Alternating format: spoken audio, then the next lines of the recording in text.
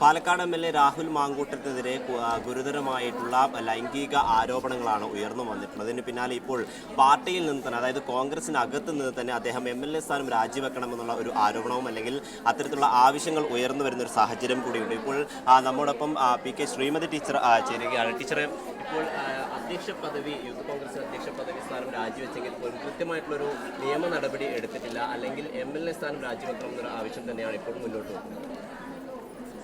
MLA. സ്ഥാനം രാജിവെക്കണമെന്ന് ഞങ്ങൾ പറയാൻ കാരണം, കേരളത്തിൽ ഇതിന് സമാനമായ ഇത്രയും ഗൗരവതരമായ ക്രിമിനൽ കുറ്റം ആണെന്ന് കൃത്യമായി ബോധ്യപ്പെടുന്ന ഒരു സംഭവം ഒരു ജനപ്രതിനിധിയുമായി ബന്ധപ്പെട്ടുണ്ടായിട്ടില്ല. പല എം.എൽ.എമാരും സ്ത്രീ പീഡനത്തിലും ഈ വിഷയത്തിലും കേസുണ്ടായിട്ടുണ്ട്, ജാമ്യം കിട്ടിയിട്ട് പുറത്തു വന്നിട്ടുണ്ട്, ജയിലിലടക്കപ്പെട്ടിട്ടുണ്ട്. ഇതൊക്കെ ഉണ്ട്. എം.എൽ.എമാർ ഇപ്പോഴും സിറ്റിംഗ് എം.എൽ.എമാരുണ്ട്. അതൊന്നുമല്ല ഇവിടെ വിഷയം. ഒരു ജനപ്രതിനിധി, പ്രത്യേകിച്ചും കേരളത്തിലെ പ്രധാനപ്പെട്ട രാഷ്ട്രീയ പാർട്ടിയുടെ യൂത്ത് വിഭാഗത്തിൻ്റെ കോൺഗ്രസിൻ്റെ പ്രസിഡൻ്റായിട്ടുള്ള, സ്റ്റേറ്റ് പ്രസിഡൻ്റായിട്ടുള്ള രാഹുലിന് നേരെ ഉയർന്നു വന്നിട്ടുള്ള ആരോപണം എന്ന് പറയുന്നത് നമുക്ക് കേട്ടാൽ അറക്കുന്ന വിധത്തിലുള്ള കാര്യങ്ങളാണ് വന്നുകൊണ്ടിരിക്കുന്നത്.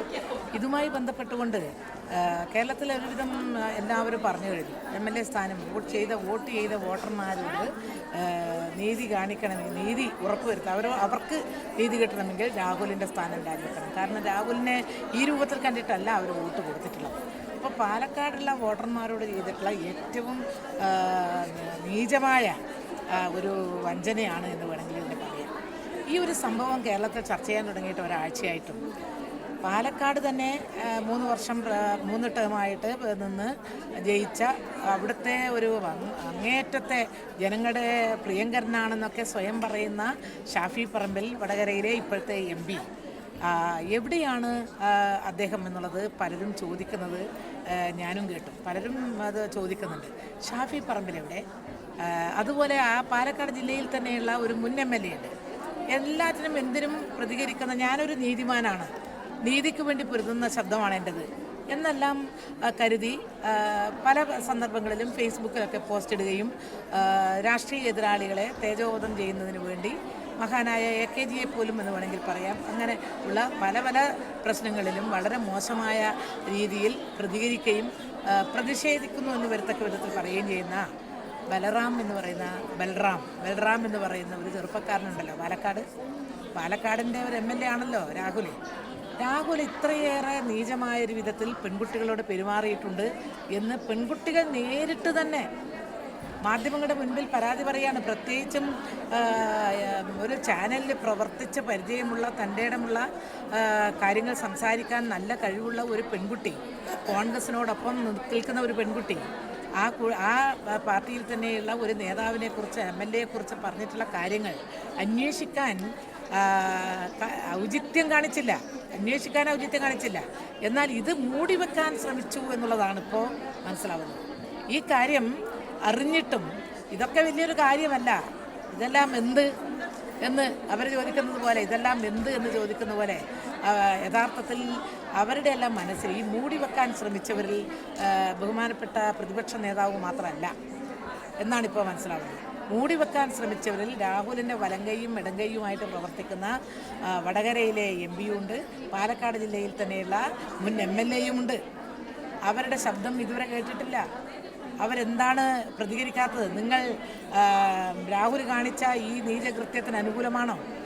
അല്ല, രാഹുലിന് എതിരാണെങ്കിൽ നിങ്ങൾ എന്തെങ്കിലും പറയണ്ടേ?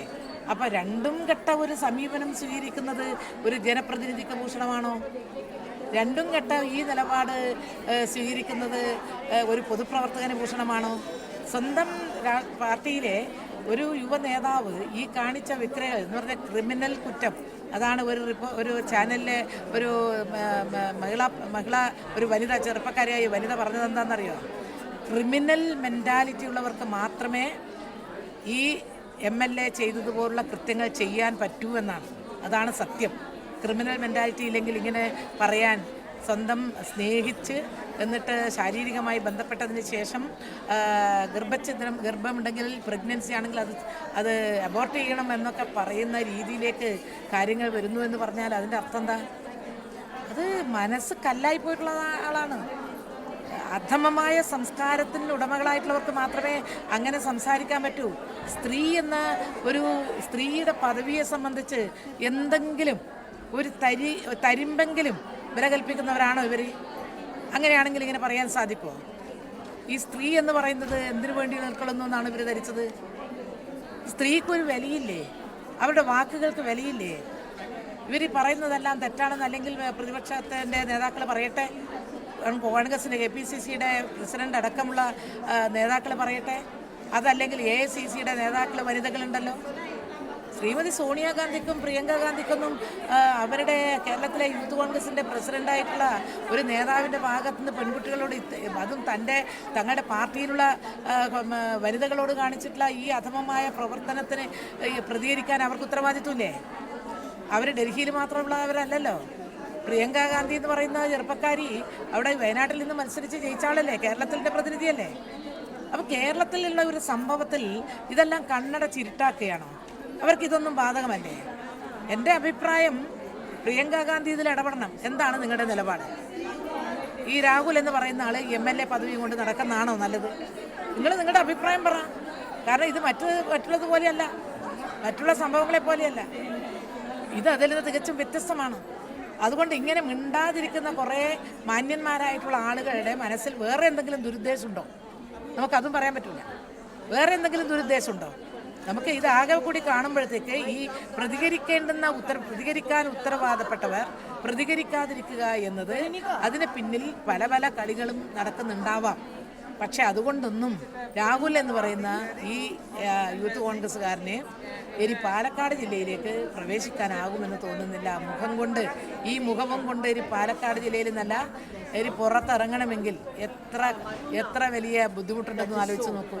കാരണം ആ രൂപത്തിലുള്ള പ്രതിഷേധമല്ലേ ഉയർന്നു വന്നത്. നിലവിൽ ഈ രാഹുൽ മാങ്കൂട്ടത്തിൽ കഴിഞ്ഞ ദിവസം മാധ്യമങ്ങളെ കണ്ട സമയത്ത് ഇത്തരത്തിൽ പാർട്ടി തന്നോട് രാജി ആവശ്യപ്പെട്ടിട്ടില്ല എന്നാണ് പറഞ്ഞത്. അതേസമയം കഴിഞ്ഞ ദിവസം KC വേണുഗോപാൽ അടക്കമുള്ള നേതാക്കൾ പറഞ്ഞത് പാർട്ടി ആവശ്യപ്പെട്ടതിന് പിന്നാലെയാണ് രാജി എന്നുള്ളത്. അപ്പോൾ ഈ ഒരു രാജിയിൽ തന്നെ ഒരു രണ്ട് നിലപാടാണ് പാർട്ടിക്കകത്തും ഈ രാഹുൽ മാങ്കൂട്ടത്തിനുമുള്ളത്. അത് പറയുകയാണെങ്കിൽ രാഹുലിനെ സംരക്ഷിക്കാൻ വേണ്ടിയിട്ട് വേറൊരു മാന്യൻ വന്നല്ലോ, പാലക്കാട് നിന്നുള്ള MP. അദ്ദേഹം രാഹുലിനെ സംരക്ഷിക്കാനെന്ന വ്യാജേന അല്ലെങ്കിൽ ആ രൂപത്തിൽ തെറ്റിനെ ന്യായീകരിച്ചുകൊണ്ട് കുറ്റം മുഴുവൻ സ്ത്രീകളുടെ മേലെ ചാർത്തുന്ന ഒരു സ്ഥിതി ഉണ്ടായി. കുറ്റം മുഴുവൻ സ്ത്രീകളുടെ മേലെ ചാർത്താണ്.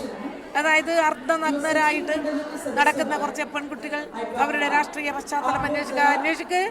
പ്രതിപക്ഷ നേതാവിൻ്റെ ഒന്നിച്ചിരുന്ന് തൻ്റെ ബർത്ത്ഡേയിൽ കേക്ക് മുറിക്കാൻ സർവ്വതാ യോഗ്യൻ പ്രതിപക്ഷ നേതാവായിട്ടുള്ള ആളാണെന്ന് ആ കുട്ടി കരുതുന്നുണ്ടെങ്കിൽ ആ കുട്ടിയുടെ രാഷ്ട്രീയം ഏതാണെന്ന് പശ്ചാത്തലം ഏതാണെന്ന് പിന്നെ അന്വേഷിച്ച് പോകേണ്ട കാര്യമുണ്ടോ?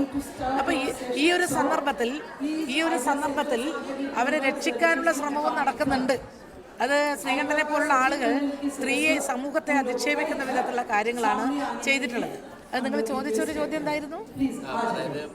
പാർട്ടിക്കകത്ത് തന്നെ രണ്ട് നിലപാടാണ്. പാർട്ടി ആവശ്യപ്പെടാതെയൊന്നുമല്ല. രാഹുലിനെ പോലുള്ള കണ്ടില്ലേ, ആ ഉത്തരം പറയുന്ന കേട്ടില്ലേ, മറുപടി പറയുന്നത് പത്രക്കാരുടെ എന്തോ ധിക്കാരമാണ്. ഇങ്ങനെ ഒരു ചെറുപ്പക്കാരൻ്റെ ഈ പ്രായത്തിൽ ഇത്രയും ധിക്കാരവും അഹന്തയും പാടുണ്ടോ? ഒരു തെറ്റ് ചെയ്തതിന് തെറ്റാണെന്ന് അറിഞ്ഞിട്ടും തെറ്റ് അല്ല എന്ന് വരുത്താൻ വേണ്ടി ഈ രൂപത്തിൽ എത്രമാത്രം അഹന്തയോടുകൂടിയാണ് ആ വാക്കുകളൊക്കെ ഉണ്ടായത് നമ്മൾ കേട്ടത്. ഇത് നേതൃത്വത്തിൻ്റെ ഭാഗത്തു നിന്ന് ഇങ്ങനെ പോയി കഴിഞ്ഞാൽ വലിയ വിഷമമാണെന്ന് മനസ്സിലാക്കിയിട്ടുള്ള നിർദ്ദേശത്തിൻ്റെ അടിസ്ഥാനത്തിൽ രാജിവെച്ചതാണ്. ഞാൻ സ്വയം രാജിവെച്ചതാണെന്ന് പറഞ്ഞാൽ അത് വിശ്വസിക്കാൻ ഈ കേരളത്തിലെ ഒരു കുട്ടിയെയും കിട്ടില്ല. തീർച്ചയായും അങ്ങനെ തന്നെയാണ്. രാഹുൽ മാങ്കൂട്ടത്തിൽ യൂത്ത് കോൺഗ്രസിൻ്റെ അധ്യക്ഷ സ്ഥാനം രാജിവെച്ചെങ്കിൽ പോലും MLA സ്ഥാനം കൂടി രാജിവെക്കണമെന്നുള്ള ആവശ്യം കൂടി ഇപ്പോൾ ശക്തമാവുകയാണ്. ദില്ലിയിൽ നിന്നും ക്യാമറ പേഴ്സൺ സഞ്ജയ്ക്കൊപ്പം അബ്ദുൾ റഷീദ്, കൈരളി ന്യൂസ്.